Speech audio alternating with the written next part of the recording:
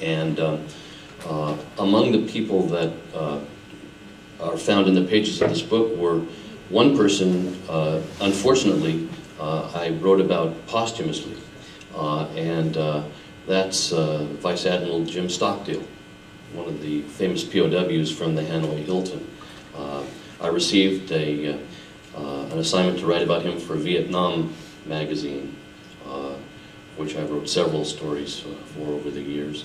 And I think getting to know a man who had already passed on was certainly a challenge, but yet, even though he is no longer with us, I feel like I really got to know this man from the people that I talked to who were in the Hanoi Hilton with him, from his own writings. For example, the book that he wrote with his dear wife Sybil, called In Love and War. And I think what I'd like to do is read just a couple pages from my chapter on Jim Stockdale, who, unfortunately, I think too many Americans know him as, you know, who am I? Why am I here, right?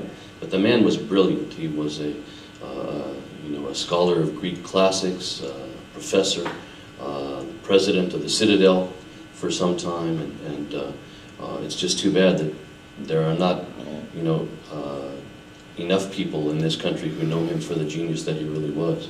But let me just read a little bit about my chapter on Jim Stockdale, and then I'll go on to another person that I interviewed here.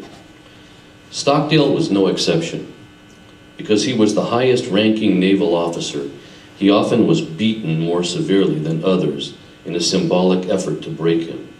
The goal of his captors was not only to discourage other POWs, but also through television broadcasts by foreign media to create doubt about the war effort among Americans back home. Stockdale's captors long tried to extract information from him about troop strength aboard naval vessels and confessions for what they termed, quote, war crimes against the Vietnamese people, end quote. Often the POWs made up information that fooled their captors for a time. I think in his book he talks about how one of the POWs gave the starting lineup for the Detroit Lions as people who were, you know, on board the troop ships. I understand that I am a criminal who has bombed churches, schools, and pagodas of the Democratic Republic of Vietnam, read one confession Stockdale was forced to sign. Quote, I know the nature of my sins, and I now submit to you to do whatever you tell me to say, tape, or write.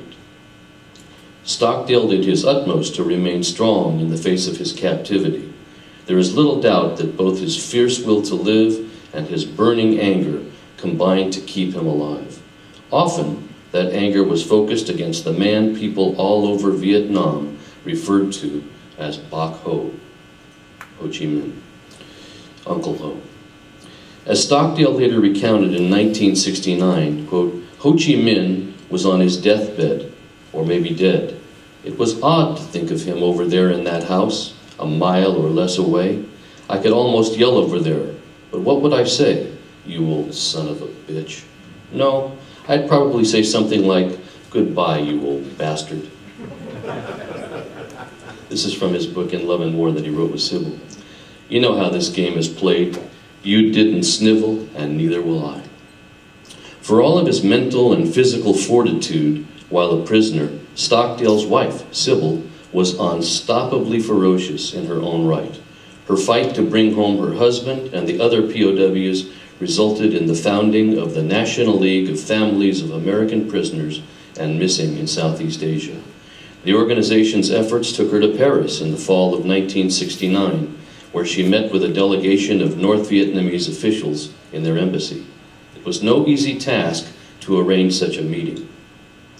Each afternoon, she writes, I sat in my room waiting for the phone to ring and staring into the mirror as I practiced what I would say to the North Vietnamese.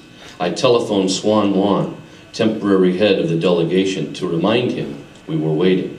Mrs. Stockdale recalled in Love and War. On a Saturday morning in early October, Swan called without warning and instructed Mrs. Stockdale and her delegation of one father and several wives of POWs to come to the embassy for afternoon tea. I was both elated and terrified that we were actually going to see the enemy face to face, she wrote. Following that single meeting, the North Vietnamese officials feared they would be inundated by other relatives. They stressed that no other delegations needed to come to Paris, but they promised to look into the individual cases raised by Stockdale and her group. Emerging from the meeting, they were met by a hostile media. Sarcasm salted their questions, she recalled. Why were they so angry at us? I wondered as I stood in the lineup facing their glaring camera lights. That was not the only time Sybil Stockdale faced a hostile media. 3 years later, in July 1972, she appeared on ABC TV's Dick Cavett Show. That experience proved equally negative. While her entire purpose in appearing on television was to help win the release of her husband and the other POWs, she was warned prior to airtime by a Cavett staffer that the show was not political and she was not to make any political statements. As the show unfolded, it became clear that Dick Cavett would make the political statements, and I was to be Mrs. Dum-Dum Navy wife who could only sit and wring her hands, she wrote. When his remarks seemed to be critical of the present Richard Nixon administration, I reminded him that Johnson, Dean Rusk, and Robert McNamara had gotten us into the war. Anyway,